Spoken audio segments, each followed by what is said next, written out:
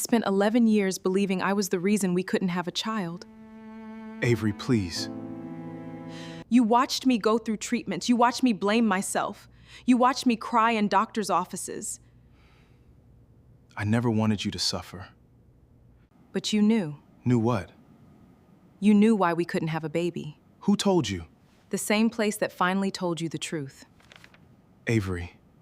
You knew it wasn't me. I was ashamed. So you let me believe I was broken? I didn't know how to tell you. But you knew how to leave me. Please don't do this. Do what? Walk away. You taught me how. Where are you going? Somewhere I should have gone 11 years ago. Where? Away from the man who made me believe I was broken. Avery, wait!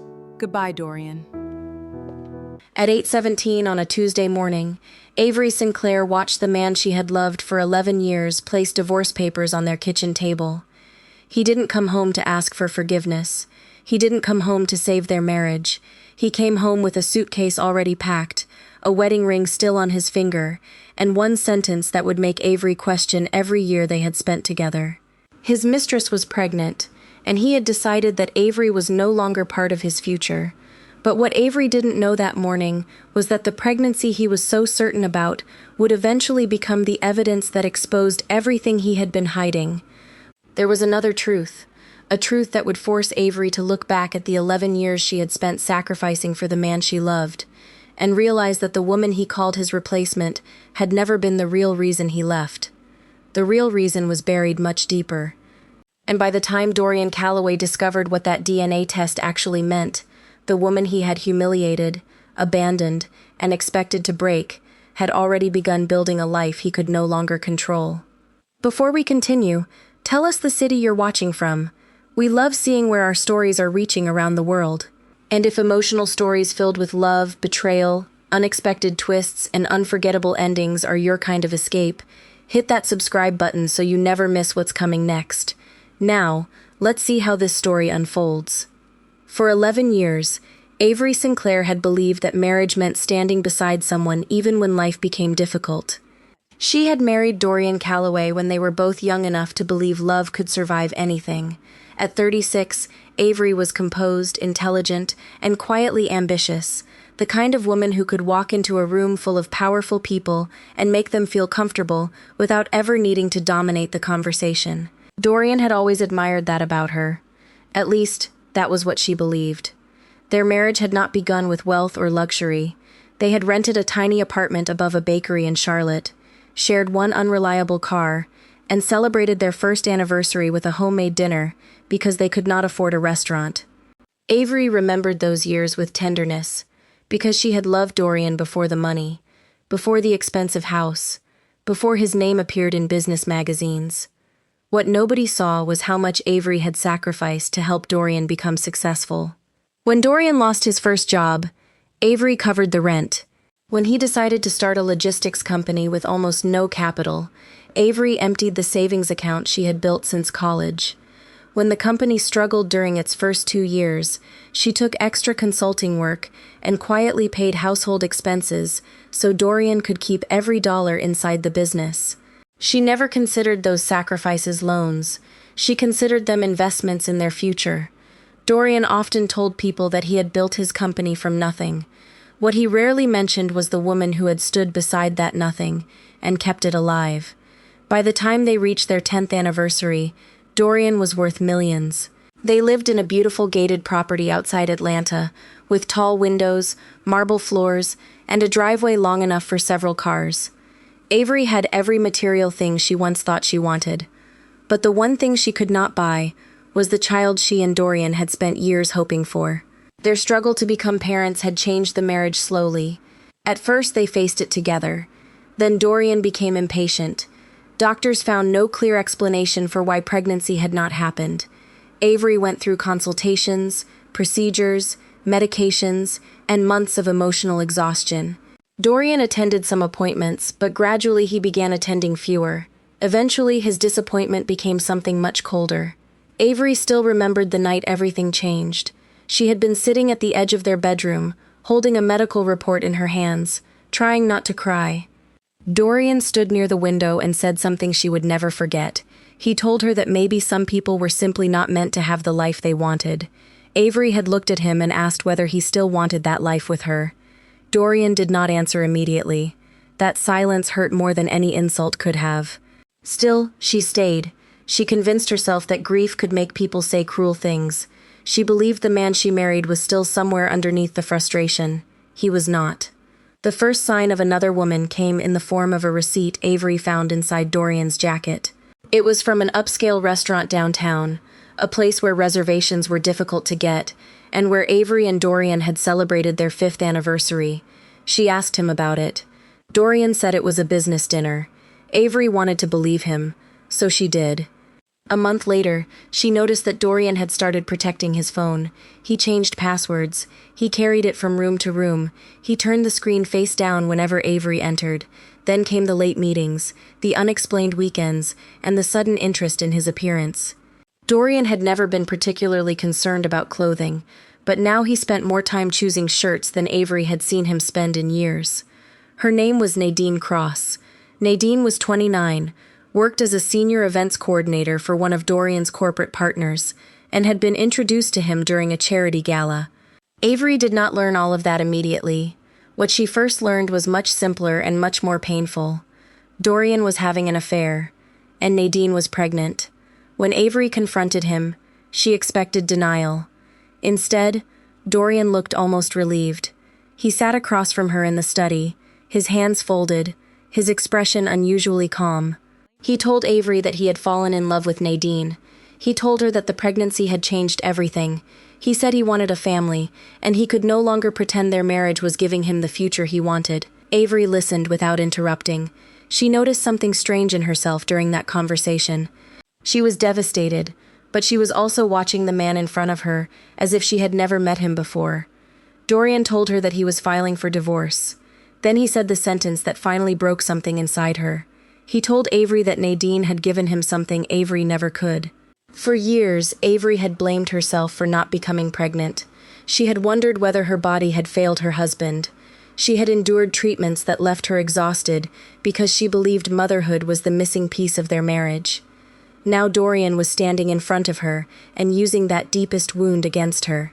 He was not simply leaving, he was rewriting their entire history so that Avery would look like the reason he had chosen someone else. Avery did not beg him to stay. That surprised Dorian. He had expected tears, perhaps anger, perhaps desperation. Instead, Avery stood slowly, removed her wedding ring, and placed it on the desk between them. She told him that if he had already decided who he wanted to become, she would not spend the rest of her life trying to convince him to remain the man she married. Then she walked out of the room. That night, Avery slept in the guest bedroom.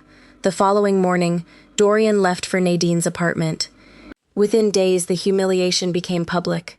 People in their social circle began hearing that Dorian had left his wife for a pregnant woman. Some sympathized with Avery. Others quietly blamed her. There were whispers about their failed attempts to have children. There were people who suggested Dorian had simply wanted a younger woman. Avery stopped attending social events because she could feel people studying her. She learned that humiliation becomes especially painful when strangers know only one version of the story. Dorian, meanwhile, seemed happier than he had been in years. He moved Nadine into one of the company's luxury properties and began making plans for the baby. He told people he was finally getting the family he had always wanted. Avery heard these things through mutual acquaintances and tried not to react. But there was one detail that bothered her. Dorian had never once questioned the pregnancy. Not publicly, not privately, not even once.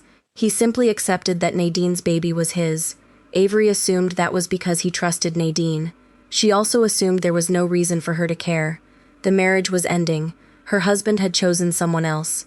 She needed to rebuild her life. So she did something Dorian did not expect. She stopped fighting for him. Avery moved into a small townhouse across town. She sold the luxury car Dorian had given her and bought a modest one. She went back to work full-time. She reopened the consulting business she had abandoned years earlier to support Dorian. At first, the business was little more than a laptop, a few clients, and a rented office with bad lighting. But Avery knew something about rebuilding from nothing. She had done it before. This time, she was rebuilding for herself. Weeks passed.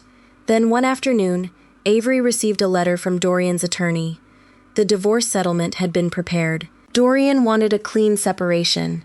He offered Avery a financial settlement that looked generous at first glance. But there was a condition buried inside the documents. Avery would have to surrender any claim connected to several investments she had helped establish during the early years of Dorian's company. Avery read the documents twice. Then a third time, something felt wrong. She contacted an attorney named Malcolm Reese, a meticulous corporate lawyer known for never signing anything before reading every page twice. Malcolm reviewed the settlement and discovered something Avery had not known. Years earlier, when Dorian's company had been struggling, Avery had been assigned a minority ownership interest because she had contributed money to the original business. Dorian had quietly moved several assets into separate entities over the years. The divorce agreement was not merely trying to end the marriage. It was trying to make Avery walk away from money she legally owned. For the first time, Avery understood that Dorian had underestimated her. He thought the woman who had spent 11 years supporting him would be too emotionally exhausted to look closely. He was wrong. Avery refused to sign. Dorian became furious. He accused her of trying to punish him. He told her she had already lost him and should stop making the divorce difficult. Avery listened calmly. Then she told him something Malcolm had taught her. She was no longer negotiating as his wife. She was negotiating as a business owner. That was the moment the balance began to change. Avery's attorney requested financial records. Dorian resisted. His lawyers delayed.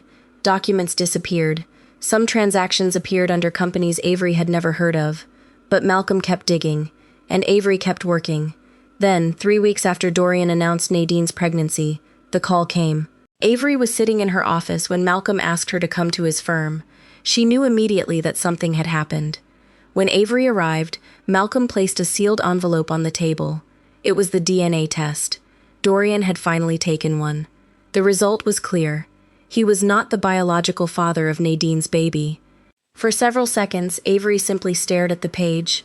She did not feel happiness. She did not feel revenge. She felt something closer to disbelief. The man who had destroyed their marriage because he believed another woman was carrying his child had been wrong. Completely wrong. The baby was not his.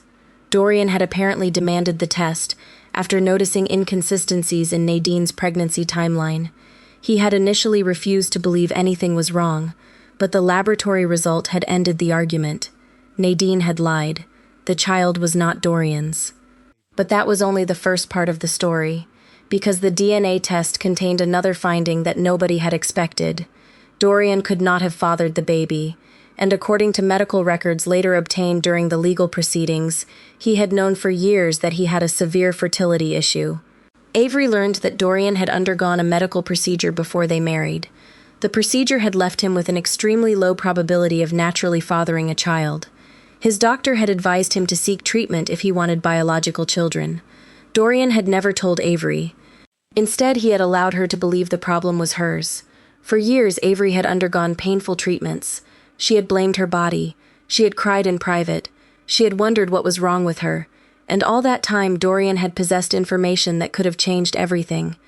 He had known. He simply chose not to tell her. The revelation devastated Avery in a way the divorce itself never had, because suddenly, the years of sacrifice looked different. The nights she had cried after another failed treatment. The appointments she attended alone. The conversations where Dorian had implied she was the reason they had no child. The moment he told her another woman had given him what she never could. All of it had been built on a lie. Avery could have used the information to destroy Dorian publicly. Instead, she did something far more powerful. She documented everything. Malcolm requested Dorian's medical records through the proper legal process. Financial investigators examined the company. They discovered that Dorian had not only concealed his fertility condition from Avery, he had also concealed several financial transactions from her while trying to remove her from the company. And then Nadine came forward. She was terrified. She admitted that the pregnancy was not Dorian's. The biological father was a senior executive who worked closely with Dorian's company. His name was Garrett Sloan.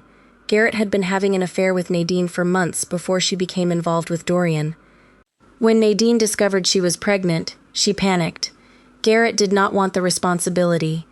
Dorian, however, had become emotionally attached to Nadine and desperately wanted a child, so Nadine allowed him to believe the baby was his. But there was another reason she had stayed silent. Dorian had promised her a future, a house, financial security, a place beside him.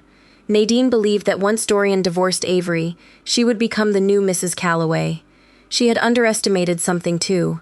Dorian did not love Nadine the way he thought he did. He loved the future he imagined with her. And when the DNA test destroyed that future, his relationship with Nadine collapsed almost immediately. The divorce proceedings became a legal battle. Dorian wanted Avery to disappear quietly. Avery refused. She did not demand his entire fortune. She did not try to take everything he owned. She wanted what was legally hers, and she wanted the truth documented. During the proceedings, Malcolm presented evidence showing that Avery's original financial contribution had been used to establish the foundation of Dorian's company. He presented contracts proving that she had ownership rights. He presented records showing that Dorian had attempted to transfer assets without her consent. Dorian's version of their marriage began falling apart. The same man who had once told people he had built everything himself now had to explain how much of that success had been made possible by the woman he discarded. Avery sat quietly through every hearing. She never shouted. She never insulted Nadine. She never publicly celebrated Dorian's humiliation. She simply allowed the evidence to speak. Eventually, the court recognized Avery's financial interest in the company and awarded her a substantial settlement. More importantly, she was released from the business entirely. Dorian kept his company, but he lost control of the life he had imagined. His marriage was over. His relationship with Nadine was over. His reputation had changed, and the child he had abandoned his wife for was not his. Avery, meanwhile, walked away with something she had not possessed in years: peace. She used part of her settlement to expand her consulting business. Within 2 years, she had built a successful firm specializing in strategic planning for women-owned businesses. She became known for helping women who had spent years supporting other people's dreams finally build their own. People sometimes asked Avery whether she regretted the 11 years she spent with Dorian. Her answer surprised them. She said no. She regretted what he did. She regretted the lies. She regretted the years she spent believing she was the problem. But she did not regret loving him. Because loving someone sincerely was not the mistake. Abandoning herself was. That distinction became the foundation of her new life. Months after the divorce, Avery received one final message from Dorian. He asked to meet. She almost ignored it, but eventually she agreed. They met at a quiet cafe on a rainy afternoon. Dorian looked different, not because he had aged dramatically, but because confidence had left his face. He told Avery that he had made the biggest mistake of his life. He told her that he had been angry, confused, and desperate to become a father. He said that Nadine had manipulated him. Avery listened. Then she asked him one question. She asked why he had never told her about his fertility condition. Dorian looked down. He said he was ashamed. Avery understood the feeling. She had lived with that shame for years, but she also understood something else. Shame could explain a person's behavior. It could never excuse cruelty. Dorian apologized. Avery accepted the apology, but acceptance was not reconciliation. She told him she hoped he would become a better man.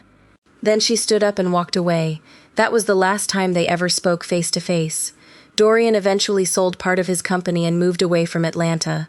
Nadine disappeared from their social circle. Garrett Sloan resigned from the company after the affair became public. The baby was raised by Nadine and the biological father, although the details of their relationship remained private.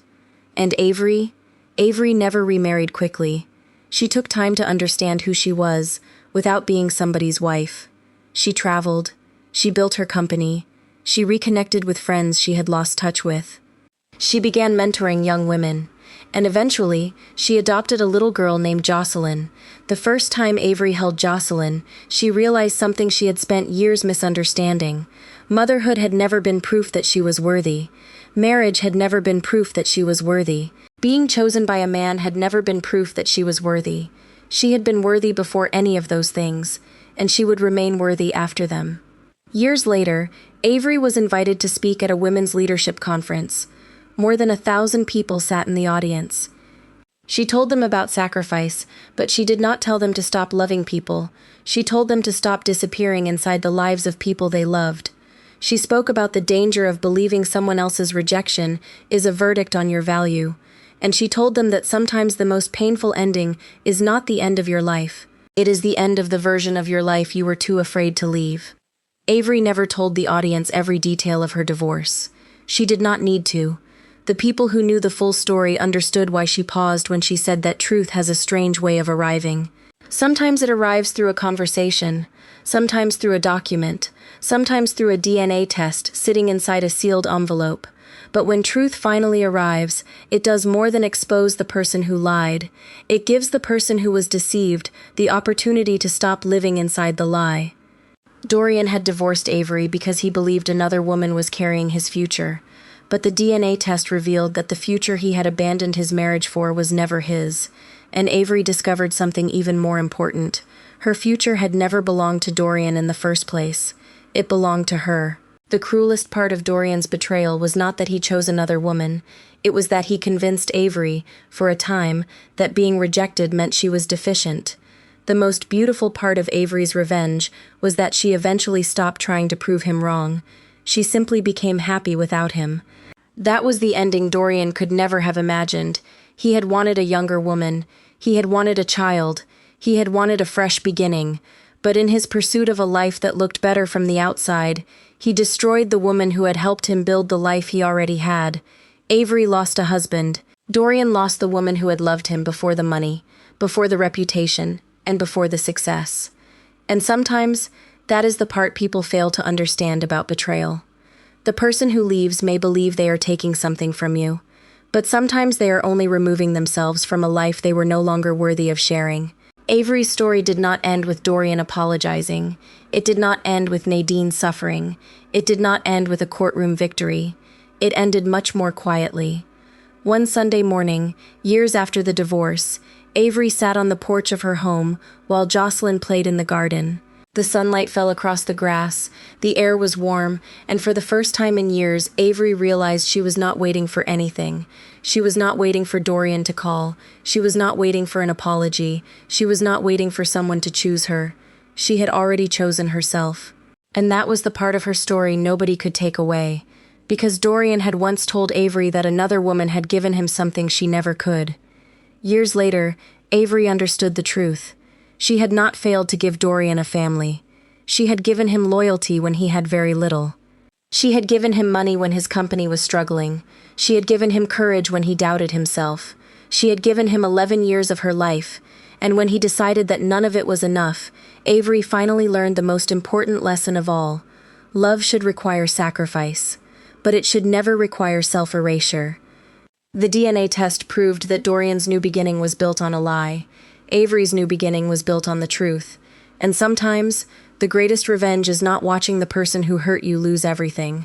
Sometimes, it is waking up one morning and realizing they no longer have the power to hurt you at all. If Avery's story touched something inside you, remember this. Rejection is not a measurement of your worth. Betrayal is not the definition of your future. And losing someone who did not value you does not mean you have lost your chance at happiness.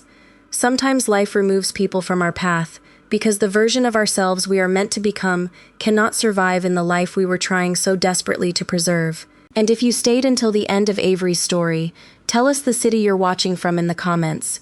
We truly love seeing how far these stories travel, and knowing that people from different places can connect with the same emotions, the same heartbreak, and the same hope. And if you enjoy stories about love, betrayal, sacrifice, unexpected twists, and powerful new beginnings, subscribe so you can be here for the next story. Because sometimes the person who breaks your heart is not the end of your story. Sometimes, they are simply the moment your real story finally begins.